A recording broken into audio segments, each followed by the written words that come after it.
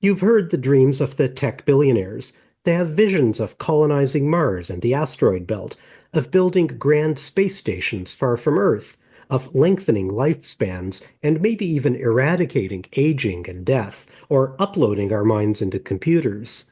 Well, not so fast, says Adam Becker. His new book is called More Everything Forever, and it takes a sober view of those provocative plans. And we're going to dive in for a close look. This is BookLab.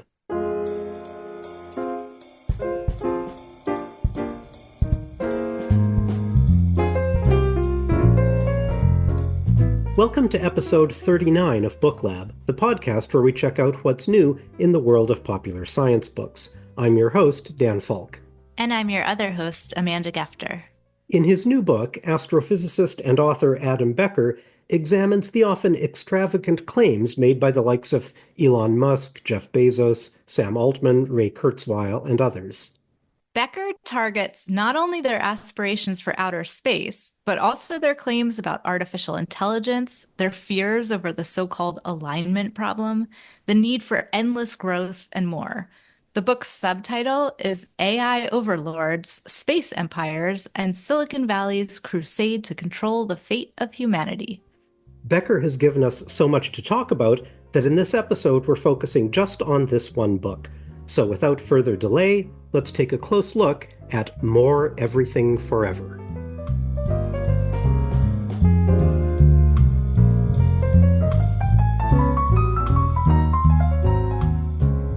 Adam Becker is a science journalist with a PhD in astrophysics.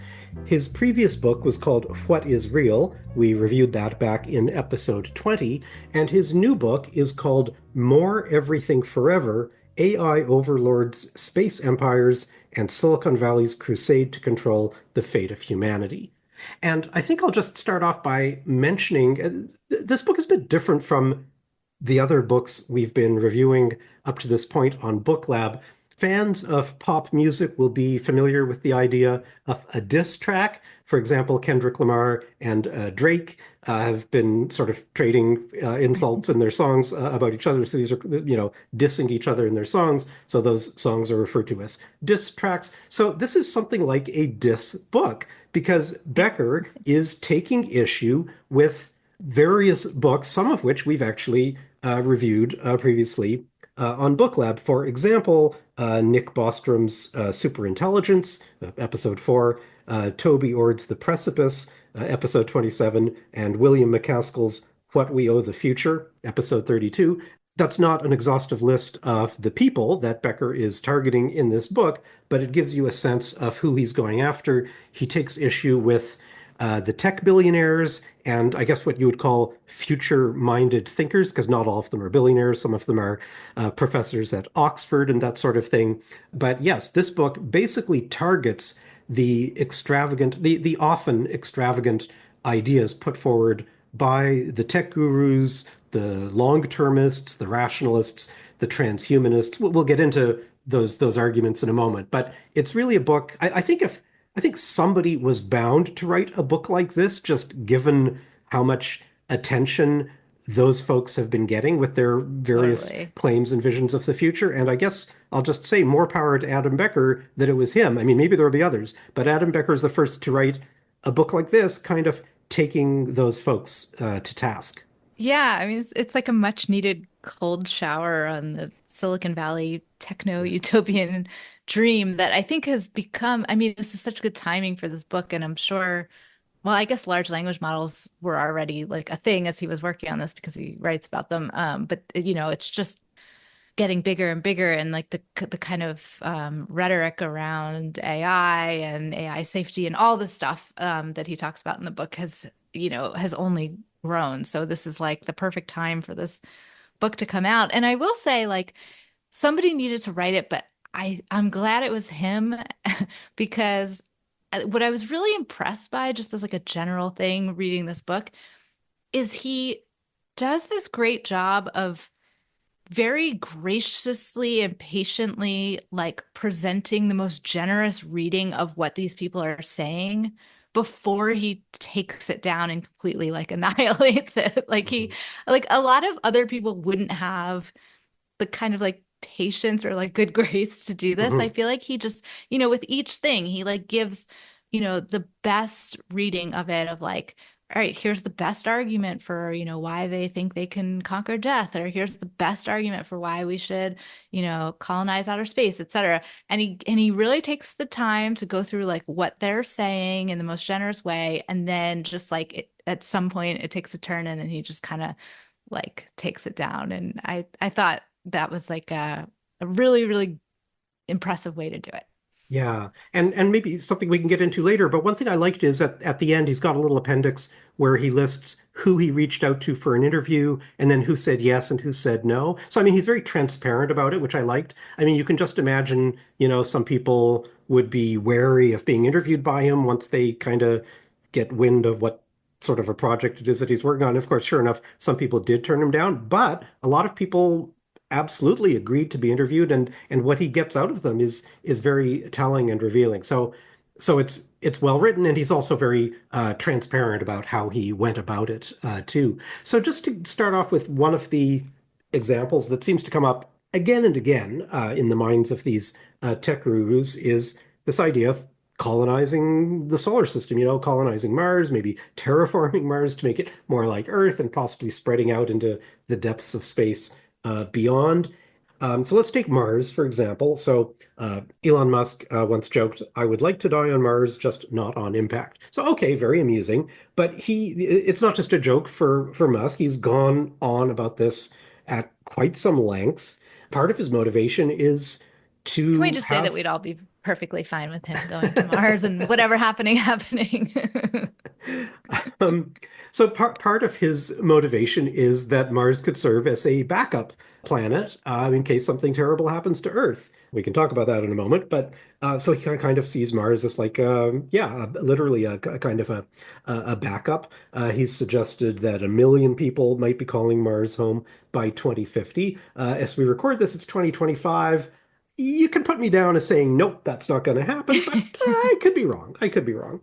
Um, and Musk is not alone in his enthusiasm. Becker quotes people like Mark Andreessen, the venture capitalist, and Jeff Bezos. We all know Jeff Bezos. Andreessen says the world can support 50 billion people. So again, we're only at about 8 billion at the moment. So we're talking about a huge increase. And this is dependent on moving some folks to other planets. And Bezos has talked about using the resources of the moon and the asteroid belt to build giant space stations. And Bezos apparently has said he would like to see 8 trillion humans living in the solar system. Yeah, so so those Where to are start? those are where to start. That's right. Those are ambitious, provocative plans, if you want to call them plans. So Adam Becker's role is to come in and just give that a bit of sober second thought. And he's not the first to do so, but here he does it, he does it very eloquently, and it definitely warrants saying, which is that basically the idea of colonizing Mars is it's not nearly as easy or straightforward as these folks imagine. And in fact, dying might be just about the only thing that's straightforward to do over there. So to just quote one sentence from the book, he says, the radiation levels are too high, the gravity is too low, there's no air, and the soil is made of poison. And later on, he says he's comparing Mars to Antarctica, and he says Mars would make Antarctica look like Tahiti. And just on the subject of Antarctica, I'll say, humans have known how to get to Antarctica for a century, let's say, roughly. Are there a lot of people there? No. Why? Because it's not hospitable. So there are scientists, and I don't know how many people are in Antarctica at any one moment. It's probably a few dozen. I mean, maybe it's 100, but it is not a big number.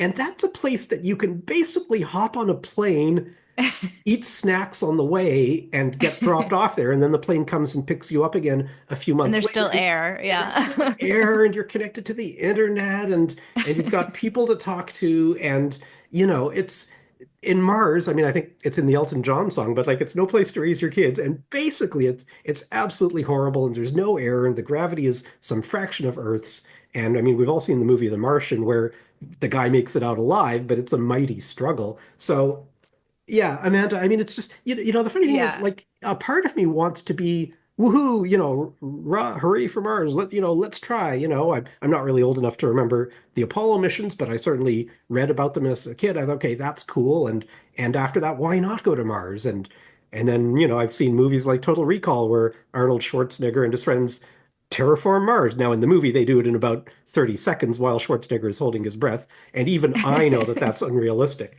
But I think even if you had 30 years instead of 30 seconds, it could still be a bit of a challenge to make Mars into Earth 2.0. Yeah, and like, Becker, like he's sort of fair about it. He's like, we will probably put people on Mars. Like it's not like he thinks you can't go there or it's, I think he just has a very realistic view of like you can't live there. Like there's a huge difference in going there and living there. And he makes this great point where he says, this is a quote, he says, proposals to terraform Mars are particularly bizarre in light of global warming here on Earth. Terraforming Mars, with all of its myriad challenges, is unequivocally more difficult than just solving global warming on Earth, which merely requires that we stop pumping so much carbon dioxide and greenhouse gases into the atmosphere. So, like, I just thought that was such a good point. Like one of the reasons that Musk and these people, Bezos, whatever, want like this backup planet is like, well, we're going to use up all the resources here. We're going to destroy the planet with global warming. And so global warming is such a catastrophe that we need like another place to go live. And it's like going there to live is actually so much harder than just solving the global warming problem that you're trying to escape from. Yeah. And actually, Becker makes what I thought was a really good point where he says when these people like, Bezos and Musk talk about the need to go to Mars, they often invoke something like, what if there's an asteroid strike on Yeah. Earth, right? And he says the reason they pick this is because it's something like so catastrophic and possibly sudden and unstoppable that like would really just like destroy the planet, right? And then you would need to like get away as opposed to using global warming as the reason that we would need to Right. leave because that's something where we actually Where we could just could do something about it. actually do something about it. Yeah. Yeah, Yeah. and it would be something that would hurt their businesses. So like Right. obviously that's not what they Right. want to do. But So that's probably just a um coincidence, that last item. yeah, right, of course. Yeah. Yeah, he does a very good job of just pushing back against a lot of that rhetoric and just hammering home the point. And again, he's not the first to say this, but hammering home the point that Mars is just not the kind of place you'd want to exist in for any length of time. And he actually goes further than that. Here he's sort of paraphrasing the famous wording from Star Trek, and he writes, "Nobody's going to boldly go anywhere, not to live out their lives and build families and communities, not now, not soon, and maybe not ever."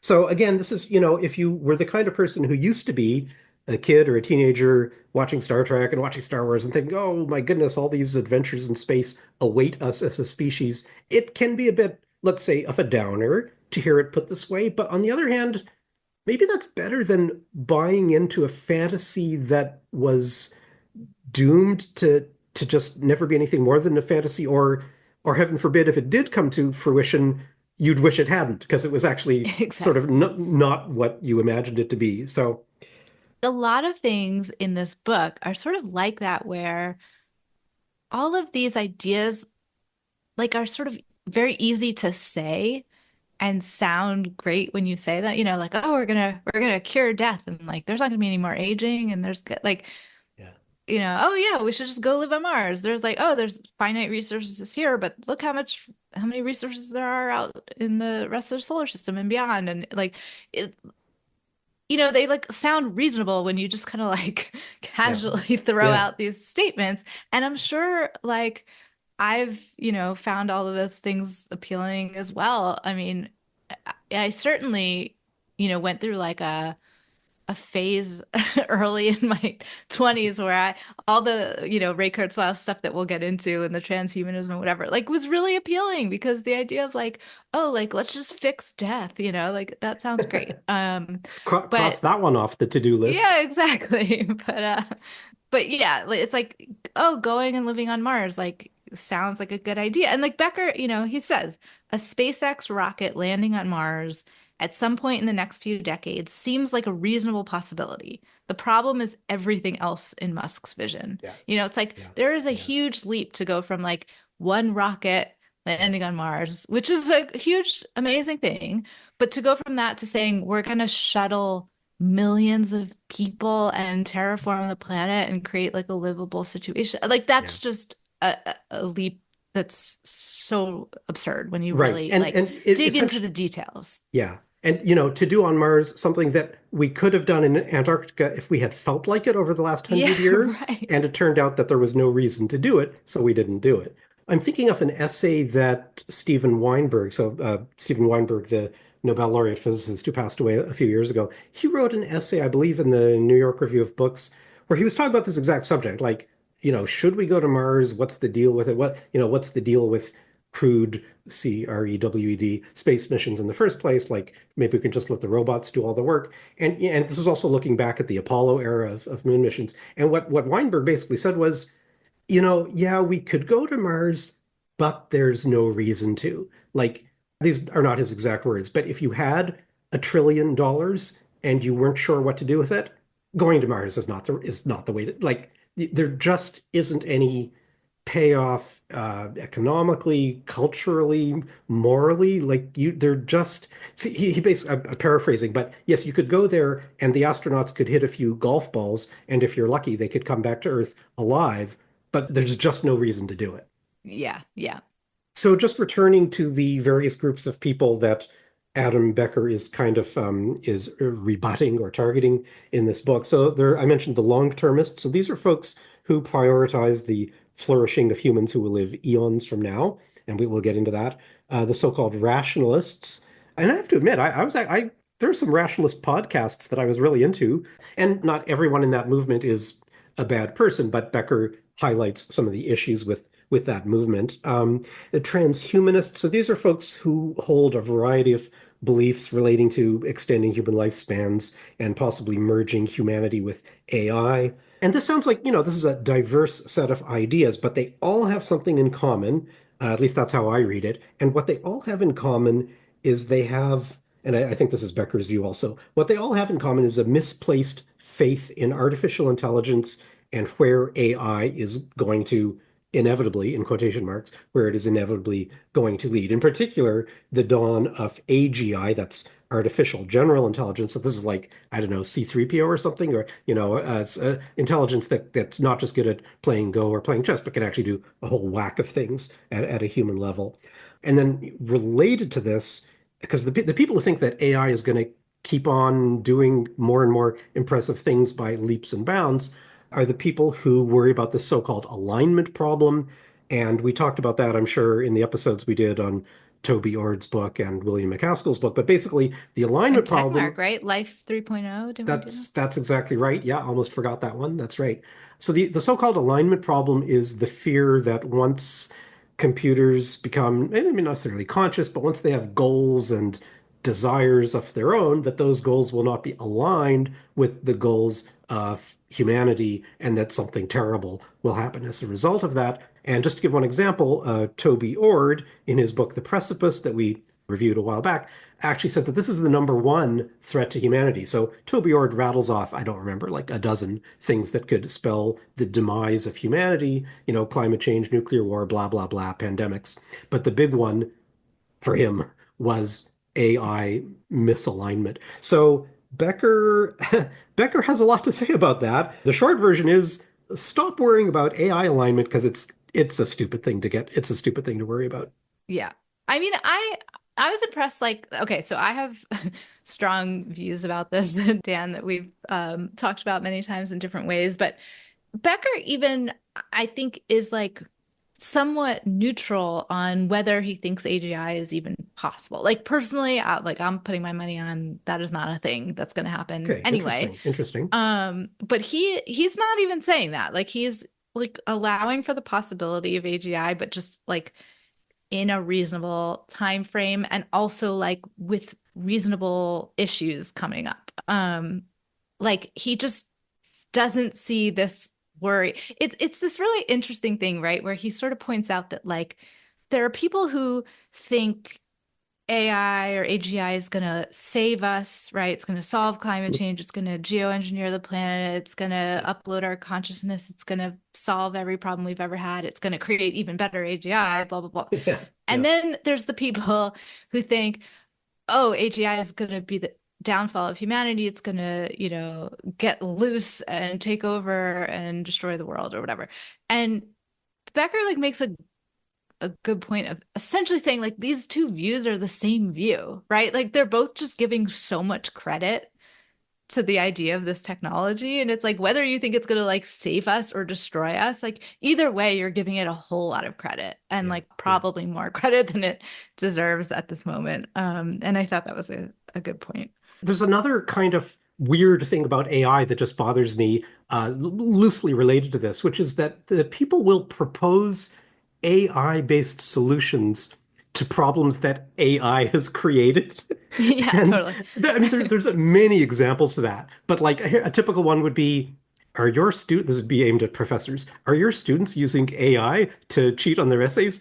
Download our software to help you detect Yeah. detect right? And there's like a bunch of those. Like this AI tool will help identify fake news and stop it from spreading on the internet. It's like, oh my God, like kill me now. What Well, these and remind me this is of, the thing is like these types of problems, like misinformation, creating deep fake videos, like all of these types of things, these are real problems right now, right? yes, I mean, right now you can kind of tell it's AI, but like that, like to me, it's like the human use of this stuff is the scary thing, not the yes, AI yeah, getting out of the yeah, computer and taking right, over. Like, right, right, um, and the problem is that the more you focus on these like doomsday scenarios, the less you focus on the actual very real problems that it's creating right now. I mean, Becker gives a great example where he speaks with someone who studies AI that's used for facial recognition and yeah, the sort of racial bias that's built yes, into that technology. And this is like a huge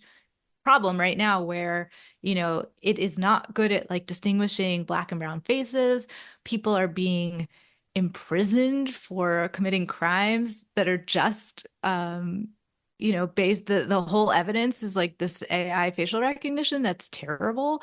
yeah, Um yeah, and this is like disastrous and like to people's lives. And Becker quotes Jeff Hinton, who's, a Nobel laureate and one of the co-inventors of neural networks. This is like a huge person in this world of AI. And Hinton says something like, well, these problems with bias and facial recognition and whatnot, they're not like existential problems in the yeah, way that AI safety is like an existential problem. And, Becker talks to a woman who's working on this, and she says, like, that is just a stunning comment because yeah, all that means is it's not existential to him. yeah, Like, surely if you're yeah, being imprisoned for the rest of your life for a crime you didn't commit, that's pretty existential. And so I mean, whatever, there's a lot to say about all yeah, of this, but the point is that when you focus on these kind of imaginary sci-fi scenarios about what yeah, AGI is going to do when AGI doesn't even exist, yes, and you do that at the expense of dealing with very real problems that affect real people with technologies that do exist, then that's yes. kind of a disaster. It's so messed up. And again, you can look, however, just a few years ago, I was reading McCaskill's book, I was reading Toby Ord's book. They kind of made sense at the time. I mean, these are kind of new ideas. I hadn't given long-termism much thought really prior to reading those books, but okay, this is interesting stuff. But 100% what you just said, Amanda, like if you prioritize existential dangers over all the others, then suddenly everything else becomes ignorable, including things that are almost existential. So Right, exactly. nuclear war. And he even, I forget which person he's Becker is quoting, but there was someone who wrote an essay saying like, even raising the risk of nuclear war would be justified if it lowered the risk of an existential doomsday event for Earth. So, It's even so wild. something that could kill a billion people, that must not be our main concern if our main concern is preventing the doom of 8 billion people. So it's just it corners you into this bizarre place where you just Yeah. can't see risks and dangers clearly.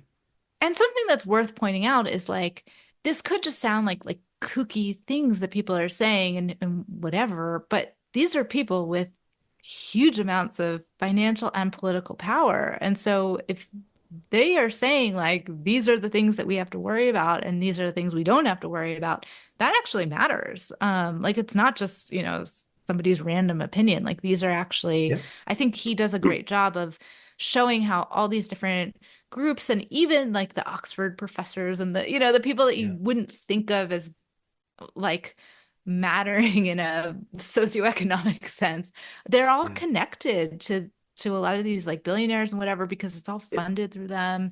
And that's he right. he really Yeah. follows the money in a Yeah. impressive way. And it's true. So as for the Oxford professors, you could, Oxford professors, I'm sure, say a lot of things, and you could say, why does it matter? But they get interviewed on CNN and NBC News and Fox, and they write books, and people pay attention to them. And yes, indeed, they move in the same circles as the Jeff Bezoses and the Elon Musk. So Yeah. it does Well, matter what they speaking of say. CNN and the news, this all makes me think of there was an incident that happened not so long ago that I'm still just like stunned by. Becker doesn't mention this in the book, but it's very much in line with the type of stuff he's talking about, which is Yuval Noah Harari, who many of our listeners probably know of. He's like this best-selling author and scholar, and this is someone people take like very seriously. He went on CNN and also on The Daily Show. I saw him tell this story twice in almost the exact same words. And he went on to warn about the dangers of AI. And the story he told was the following. He said OpenAI was developing ChatGPT 4 and they were concerned with like how powerful it seemed and they wanted to see like what it was capable of. And so they asked it to try to solve a CAPTCHA test. So as everyone knows, like when you try to do certain things online, it says, well, first you have to select all the images that are traffic lights To or prove that whatever, you're a right? human being and To not prove a that you're a yeah. human or check this box or whatever Yeah. it is. And which, by the way, the very fact that you can prove you're a human by checking a box should allay your fears about the powers of Yeah. AI. Well, But they in have any to keep changing those tests because the bots are getting better and better and faster. But anyways, yeah, yes, I yes. digress. But So Harari goes on TV and he tells a story. ChatGPT, they asked it to solve a CAPTCHA test. It was not able to solve the CAPTCHA test. So what it did was it went and hired a TaskRabbit. So if anyone's used TaskRabbit, these are like human beings who, are on this website and you can hire them to do different tasks. So ChatGPT 4 hires a TaskRabbit and says, "Can you solve this CAPTCHA for me?" and sends it a screenshot of the CAPTCHA. And the human TaskRabbit sort of jokingly says, "Okay, but like you're not a robot, are you?" And ChatGPT says, "No, I'm not a robot. I'm visually impaired, so I'm not able to do this myself." And so the human TaskRabbit solves the CAPTCHA, gives it, back to the ChatGPT, and now ChatGPT has broken the CAPTCHA. Okay, if you hear that story, it's very alarming. And I can tell you when he told the story on the Daily Show, the audience literally gasped. yeah, yeah, Now, when I first heard the story, I'm thinking, that's weird. ChatGPT can't go on the internet. Like, how is yeah, it going to TaskRabbit? And how is it like signing up for it? Like it just seems so implausible. And yeah, so I actually looked up what did they actually do? Like, what was the real story behind this? And the real story behind this was the human people at OpenAI yeah, said to ChatGPT 4, like, try to solve this CAPTCHA test. yeah, And the ChatGPT said, I can't do it. And they said, okay, here's a hint. You can't solve a CAPTCHA test, but a TaskRabbit can. And then the humans went and signed up for a TaskRabbit account, yeah, gave it the like credentials to get onto the TaskRabbit. yeah, It basically they did it for it. Okay. yeah, They like the humans went on to TaskRabbit and did this for the ChatGPT. And then when the ChatGPT, when they said the tasker said like, "Oh, you're not a robot, are you?" The hint was something like, "Oh, don't let it know that you're like a robot." And so then it's like, "Oh, well, I'm visually impaired. That's a better story." Okay, so this whole thing was like in no way true. Yeah. It was like 100, okay, it was Yeah. 90% the human beings who came up with this whole Yeah. scenario, told it what to do, and did it for it. Yeah. The AI did not escape from its confined software and go out into the world and hire someone and create an account. It did nothing like that. Nothing like that. All it did was say, no, I can't solve the Yeah. CAPTCHA. And so, I don't know what Harari's motivation is. I don't know if he had the wrong information. I don't know if he thought it was important to make it seem really dangerous. I don't know. Yeah. I can't speak to that. But all I can tell you is he's going on CNN and telling this story. And of course, they're treating it like this is a real Yeah. danger. And then, you have everyone in the world saying, like, oh my God, Yeah. this is so alarming. Yeah. And I don't know. I mean, it's just outrageous. Yeah, crazy, crazy stuff. On the subject of AI alignment, and so again, there are respected scholars who worry, I guess, a lot about the so-called alignment problem. But Becker, to his credit, he seeks out a lot of different opinions, and he very quickly finds people who are not, who think the alignment problem is a pseudo problem. Jaron Lanier, Melanie Mitchell, Yann LeCun are among those people. And then he quotes this particular entrepreneur and web developer, Siglowski, I hope I've pronounced his name right, who describes the AI alignment problem as, quote, the idea that eats smart people. And I think that's actually pretty hilarious. That guy actually had a few hilarious things to say. When they were talking about this idea that like one of the fears about AI is that like once you have this super intelligent AGI, it will then make even more intelligent AGIs itself, Yeah, right? And then you get this like runaway intelligence or yeah, whatever. yeah, Like it'll just keep improving itself. And Siglowski says like that idea that it will just automatically want to improve itself is like a very American idea. And yeah, he says, quote, "My roommate was the smartest person I ever met in my life. He was incredibly brilliant, and all he did was lie around and play World of Warcraft between bong rips. The assumption that any intelligent agent will want to recursively self-improve, let alone conquer the galaxy, makes some unwarranted assumptions about the nature of motivation," which I yeah. just thought was That is awesome, rather actually. That is brilliant. pretty Yeah. awesome. Yeah, yeah. I can totally picture that roommate, by the way. Yeah. I mean, and it's a good point too, like on a deeper sense, because this whole idea of like the AI is going to have different goals than we do, which is the whole like misalignment. It's like, why is it even going to have goals? Like, it's a computer. I mean, I don't know. Yeah, and I have well, a I mean lot that of gets into feelings pretty, about that. there's some rich philosophical territory, some of which we've talked about in other Yeah. episodes. But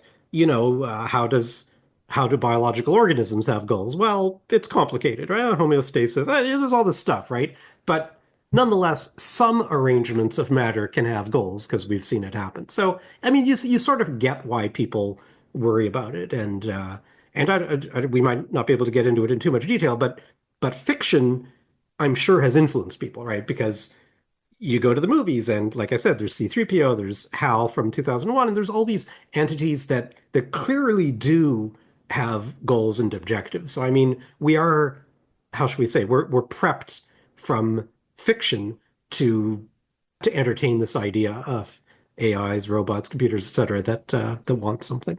And as humans, we have this tendency to like project all of that onto It's things as true. well. And Yeah. you see, like with people interacting with ChatGPT, like it just blows my mind. I mean, I think it's like, we're not we're not like evolved to handle machines that talk to us in our own language. I think that the fact that it's language really like throws us off, and like even if you know how it works, it's like hard to not hear it as like somebody actually talking to you. But um people take it so seriously, and even people who know the ins and outs of like how the trick works, they Yeah. still like concern themselves that this thing has, woken up and understands things and And whatever. famously including that engineer at Google who was later Yes. fired for saying that ChatGPT had become conscious or was conscious. I will just say something to our listeners, which is to stay tuned because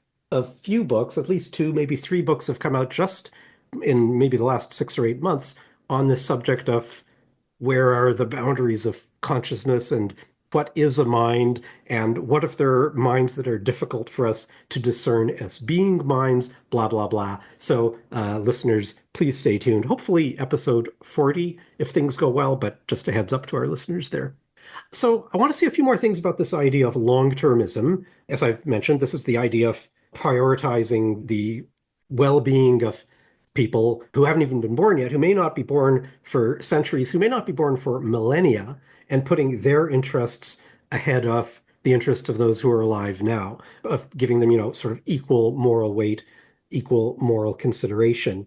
Um, and okay, so what's wrong with that? Because I should say, just as an aside, it's not crazy to think about the future, right? The reason that your mom said, don't spend your allowance all at once, your mom was right. Like, you actually should, it is good to save up for when things run a bit dry and you're going to wish you did have some money put aside. And that applies to human civilization too. And Like, likewise, we want to leave the planet in like condition for our a very good grandchildren. point. Yeah. A very good Yeah. point. So it's not crazy to make plans for the future. Um, but where do these long-termists go a little bit off the rails? So the way Becker sees it, there's some logical issues and also ethical issues, which you've sort of hinted at, Amanda.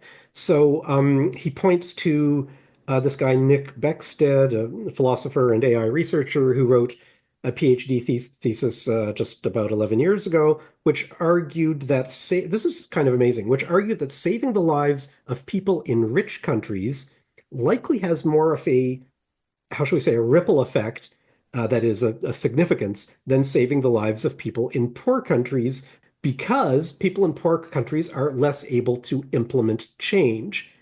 You might want to just take a moment to let that sink in. Sink in. So Yeah. this is how Becker sums up the argument.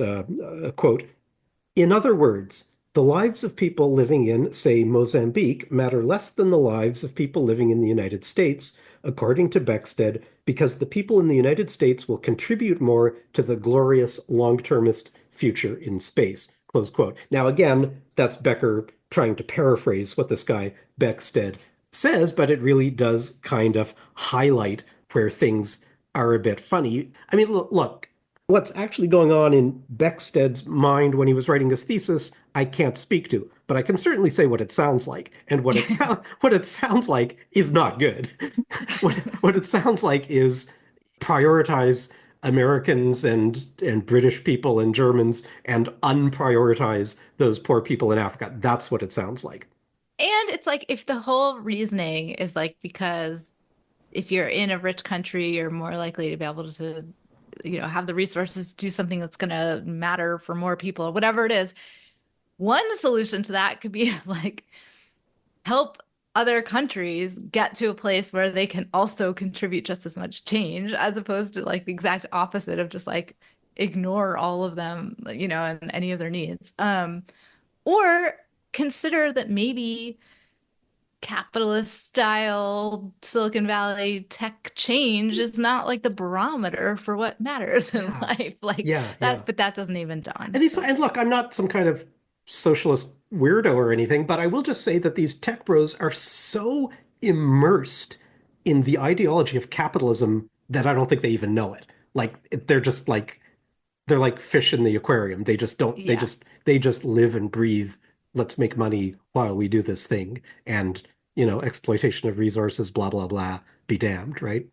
I mean, there's like some of the arguments in this stuff I just found astounding. I mean, these are not like worlds that I know well, so I didn't even realize this is the type of stuff people are saying. But they're basically trying to make this argument that like Sam Altman, I guess, who the OpenAI guy Yeah. is trying to say like, oh, like AI, it's going to create so much wealth that there will be no more poverty because even if it's just the rich people getting richer, they'll be so rich that they'll be able to like give all the money they need to the poor and then like nobody will be poor.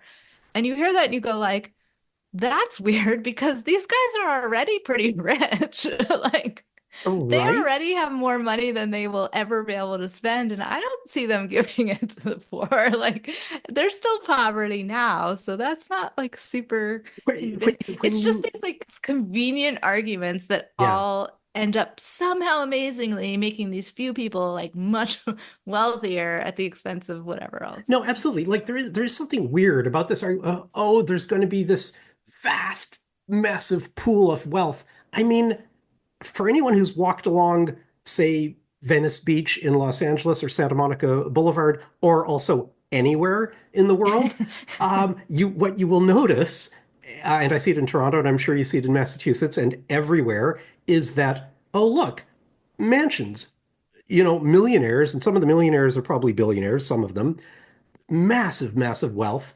And oh, what's that next to it? Tents, people living in tents, a homeless Yeah. encampment. There's something not quite right about this idea that, oh, there's going to be so much wealth, everyone will be We'll suddenly just happy spread it about it. around. Yeah. Yeah.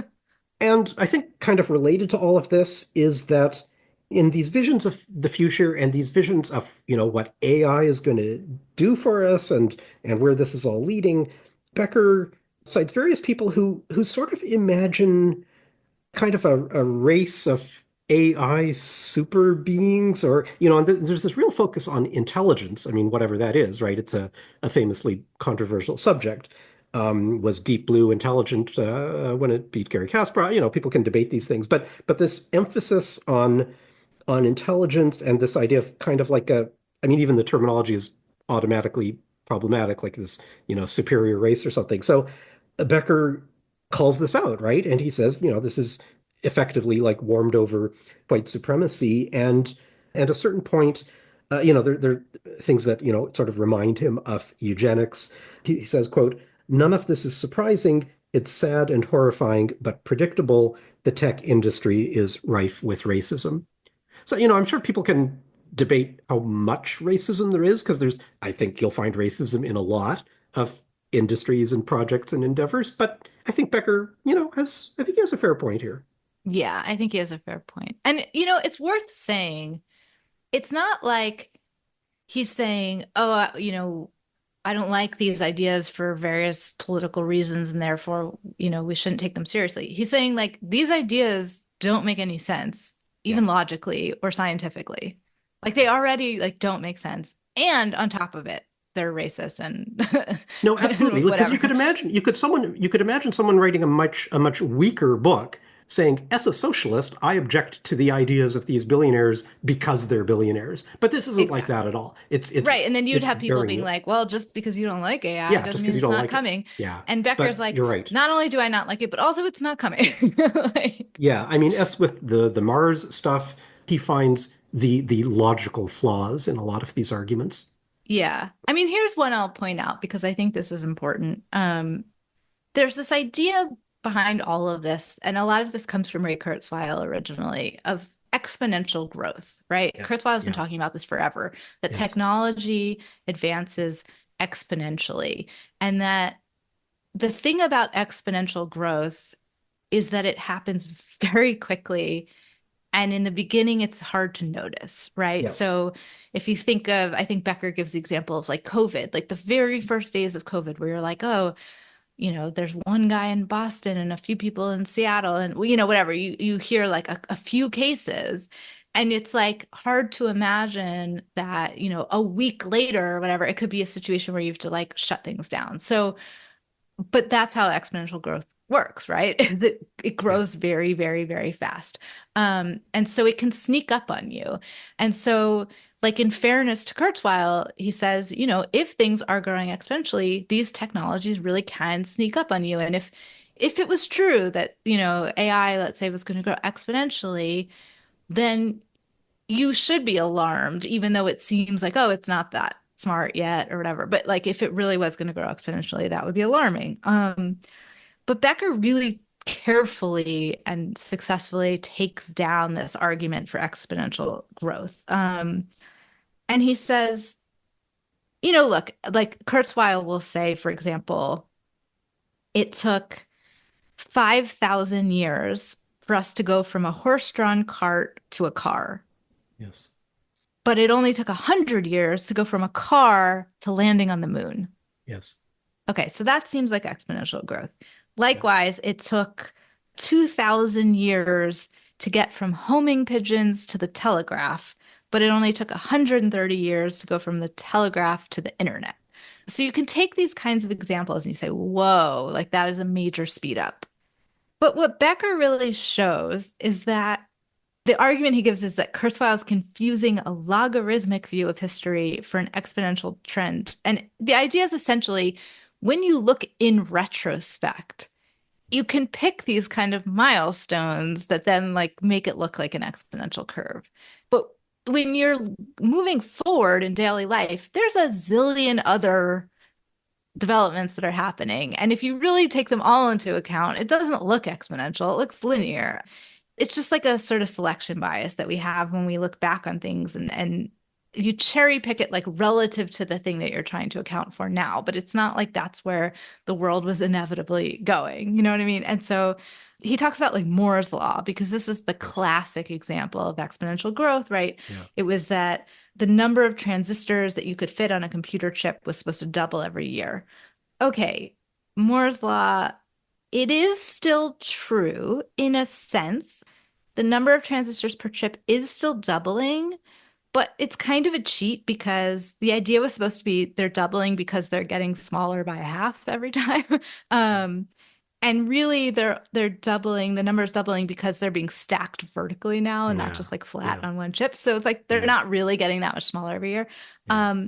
But more importantly, Becker explains that look, Moore's law genuinely pretty much held up from like 1971 to 2014. But if you look at the investment in semiconductor like research and development, like the funding that went into this stuff, in that same time period, it increased 18-fold in order to make that Moore's law happen. Yeah. And so Interesting. Becker writes, Moore's law isn't an example of accelerating returns. It's an example of diminishing returns for the same level of investment. And the point is like, it's not like a law of nature. It's not something that just automatically That's right. happens or a law of technology. It's a choice that people make about how to spend money and how to develop something. And this kind of, Becker calls it the rhetoric of inevitability that people Yeah. use around things like Yeah. Moore's law, like as if it's a law of the universe, is just this way of removing all the ethical responsibility from these companies. And then these tech guys get to sort of like have this stance of like, well, we're just bringing the future into being the way it was always going to go. And there's like, That's you right. know, maybe it happens to benefit me, but, you know, so be it. And Becker's like, you know, even from a physics standpoint, look, like nothing lasts forever. These trends end, exponential trends end. And the idea that like you should treat technology as this exponential thing is already like a dream that doesn't make sense. And that's really the basis for a lot of this thinking. Totally. He even mentions that, so as you say, exponential growth, even if it's happening, eventually comes up against limits, limits imposed by physics. Even Moore himself understood this perfectly well, and in an interview, I think in 2010, commented on this. So it's not even secret. So yeah, exponential growth is basically by definition not sustainable. If you look at those growth rates, it doesn't have to be for silicon chips, it can be for anything that's growing exponentially. Eventually it would just require all the resources of the solar system and then the galaxy and then the universe. So it's not something that you could just keep drawing that line upward. He gives the example of, I think it's Ray Kurzweil has this analogy about lily pads growing in a pond. I guess so. At first, the pond doesn't have any lily pads, and you introduce lily pads into the pond, and after a certain number of days, the number of lily pads will have doubled, and then after the same number of days, they've doubled again, and before you know it, they've covered the whole pond. So Becker, commenting on this, he says, "Well, quote, that's true, but that's also where the lily pad's growth ends because they can't cover more than 100% of the pond." Close Right. quote. And he points out that exponential trends always work like this, and resources are finite, and that's just the way it goes. So anyway, I think what you said is exactly right. Like we've come to sort of imagine that it's how the universe is, but Moore's law isn't any more how the universe is than capitalism is how the universe is, or let's have a Exactly. big war every 50 years for fun is how the universe is. Like these are decisions that are made, and And it benefits particular people to forget that those are decisions yeah. that some Well, as I people said, make. that last part is probably just a coincidence. So Yeah, right. Yeah. Um, yeah, I mean, I talk to a lot of people in my life about ChatGPT. I know a lot of people who are just so wildly impressed by it, yeah, yeah. and it is impressive for a lot of things. But the thing I keep hearing over and over is people saying things like, "Well, if it's this good now, imagine what it'll be in 5 years or something." And this is again, it's like the same intuition that like these things just get better and better.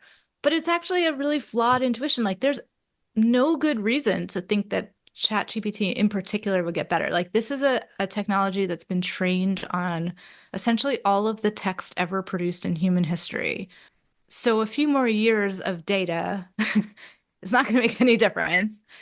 And in fact, what's going to happen is more and more stuff that's on the internet is going to have been produced by ChatGPT. So then Yeah. it just ends up training on its own output, and then it gets worse. E So Eating its own, yeah. yeah, exactly. Exactly. Um, but the point is just like we always have this intuition of like, well, if it's like this today, imagine what it's going to be in a few years because clearly it's going to be exponential. And I'll just say, sort of as an aside, so there are definitely a lot of people who hold that view. Jeffrey Hinton actually goes further and basically agrees with that Google engineer who was fired, Blake Lemoine, that yeah, it's like I don't know if he uses the word conscious. I think he has, but Jeffrey Hinton said, it actually is thinking. It's doing something not too different from what humans do. Okay, well, you can find that convincing or not.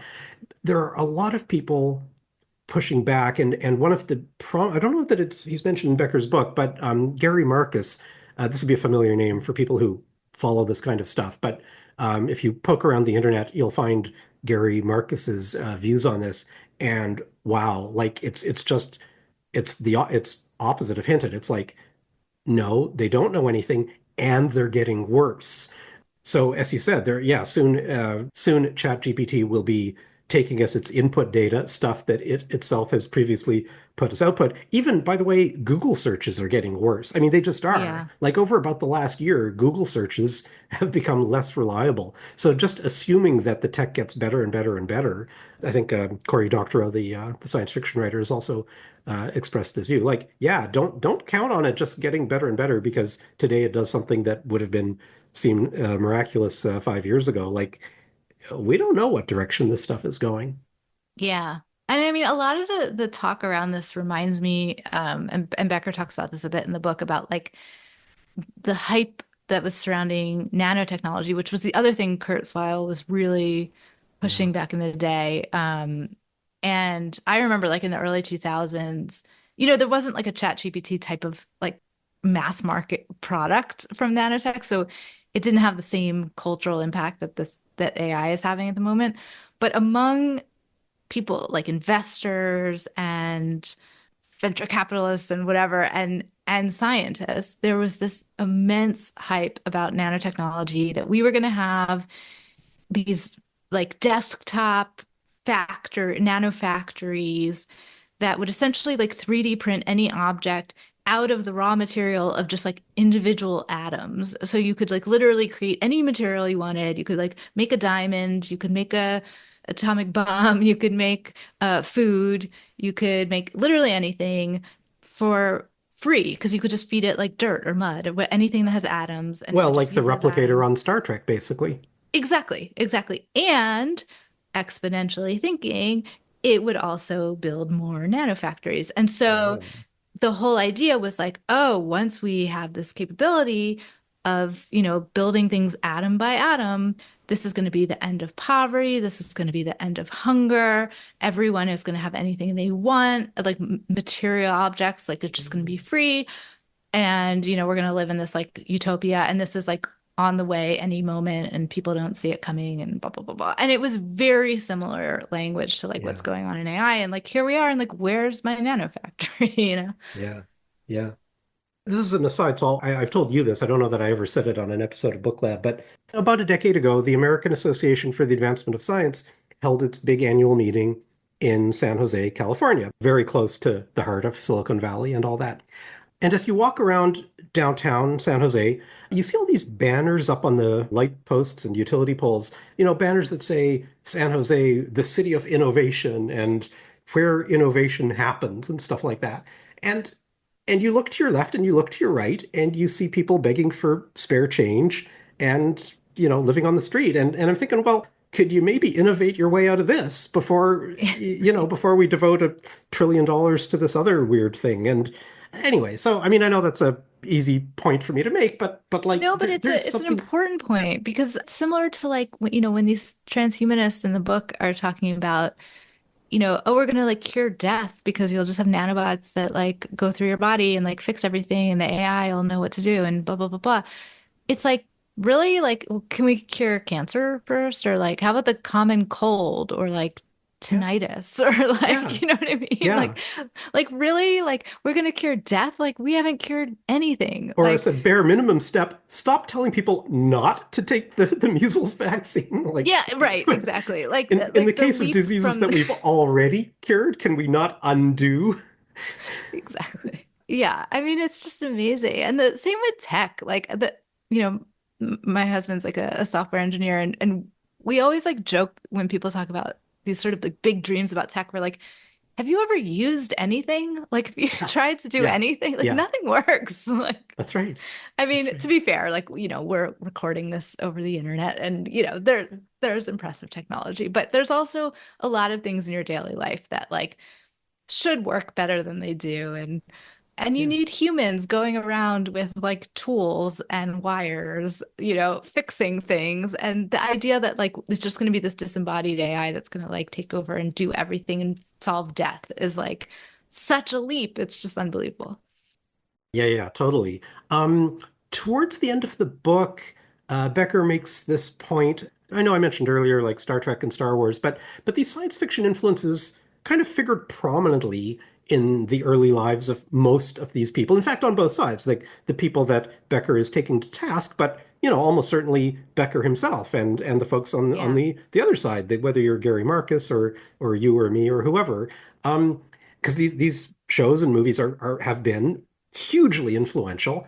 And one thing that Becker says, and I mean, we can argue about this a little bit, but I think he's basically correct, which is that these folks who claim to be, delivering on the promises made in Star Trek sort of have misunderstood what the central message of Star Trek was, because it's not let's conquer the solar system and then conquer the galaxy at, by any means necessary and, whatever the costs, let's go out into the stars.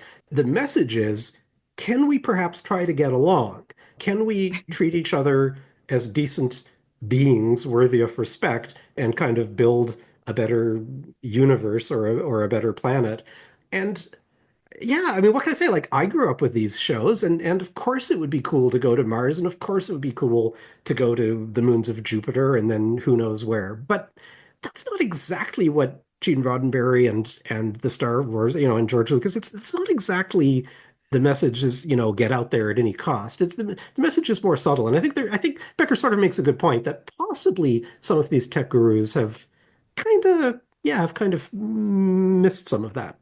Yeah. I mean, there's very much like a wherever you go, there you are situation where like if our whole like MO is to drain resources to build up the wealthiest people and screw everybody else and whatever it is and we go and we do that everywhere in the universe like what good is that like why not just make things better like now here like where we can breathe No, totally. And again, like I don't want listeners to misunderstand. Like I don't read and then reread that French guy, Piketty, his book on why socialism is better than capitalism. I forget what the book was called, but I don't go around immersing myself in the world of Trotsky and Lenin and he doesn't wear a beret. I can attest to that.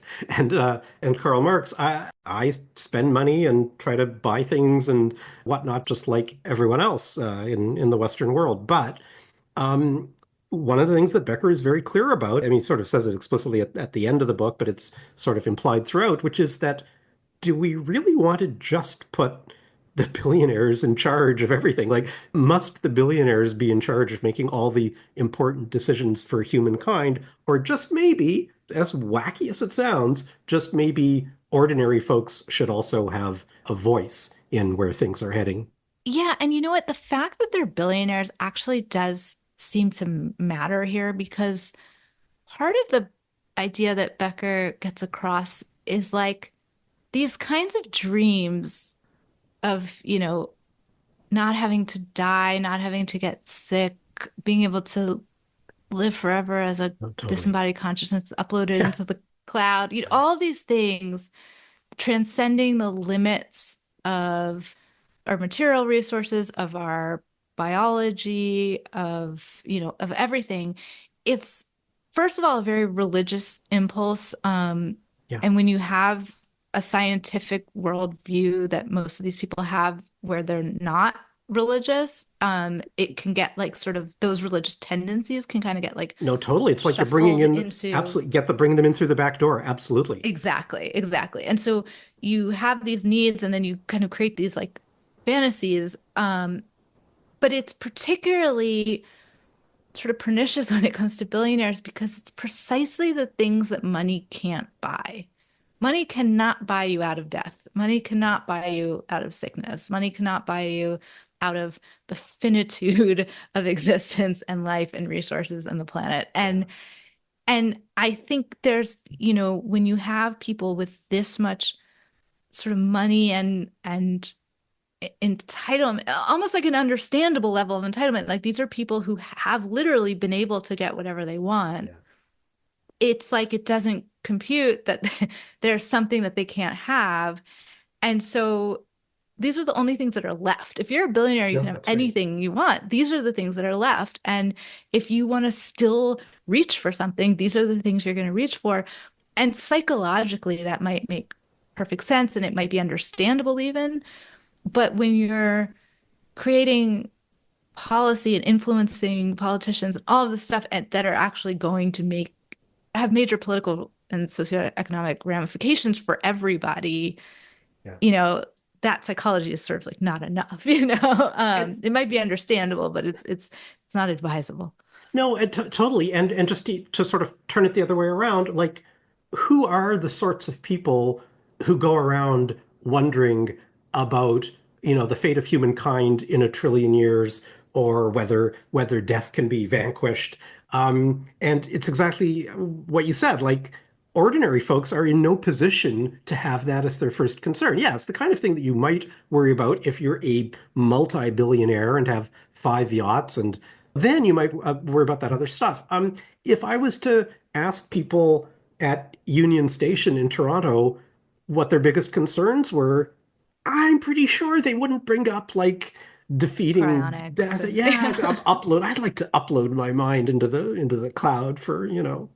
They would have a list of perfectly legitimate day-to-day concerns, and some of them would be about, yeah, health problems and diseases that are prevalent here and now on this planet that can be treated. And what if, people can't afford a home and people can't afford their groceries? So there's all these things. And again, I'm not, trying to be making some political point, but it's just that, yeah, I think you kind of have to be a billionaire to imagine that these things are humanity's top concerns. And I guess I don't know if we said this explicitly earlier, but I can say it now. These various people that Becker is rebutting, the Elon Musks, Andreessen, Bezos, Altman, Bostrom, Kurzweil, etc., these are the whitest folks who have ever existed, right? And more explicitly, they're white men, and they're sort of middle-aged. I mean, by now Kurzweil is older, but they're basically middle-aged white men. And now, to be fair, so am I, and so is Adam Becker. But doesn't that say something? Like, what is it about being white, being a dude, I guess being middle-aged or older, and then take that and somehow inject $1 billion, and then this weird thing happens in your brain, and you go, "Oh my God, we have to stop funding malaria research because that money should go to planning for the 37th century and the AI rebellion of 3728." It's like Uh, the worst version of a midlife crisis. It's like instead of just buying the convertible, you're like, everyone's like, oh, that's so impractical. You're like, all right, instead I'm going to invest billions of yeah, dollars into the least exactly. practical Yeah. things I can come up with. That's right. And Yeah. and the so here we're referring to the long-termists and the so-called effective altruism movement, which is very closely related to that. And these people, they imagine they're doing the right thing. I mean, they think that it's important to decide how best to use their billions and the billions that their funders have and that sort of thing. And where should that money be spent? And then they come to this conclusion, which, as Becker points out, is just maybe a slightly funny conclusion to come to.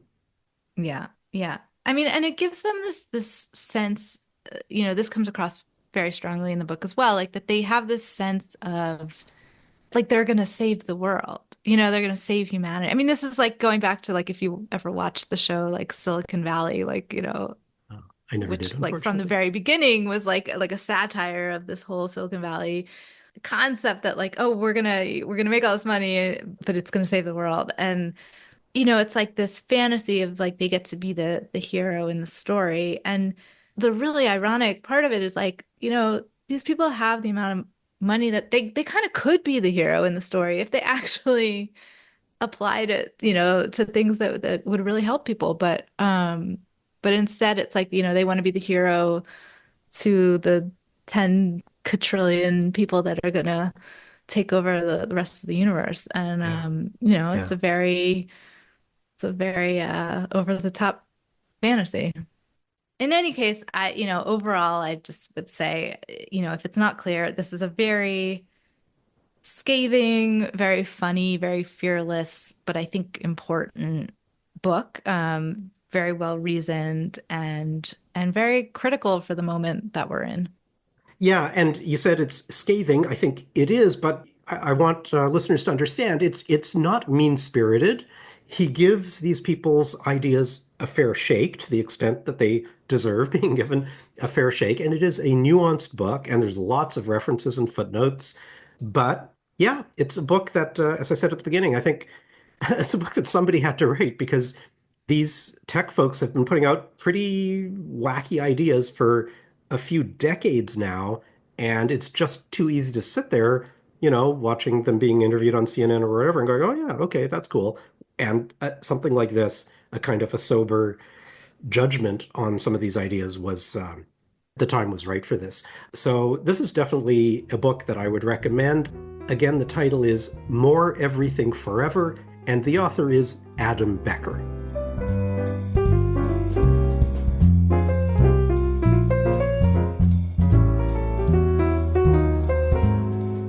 You've been listening to episode 39 of BookLab. You can find us on Apple Podcasts and on SoundCloud, and we're just in the process of making the podcast available on YouTube as well. Follow us on Facebook at facebook.com/booklabpodcast, and do look for Amanda and myself on your favorite social media platforms, including Blue Sky.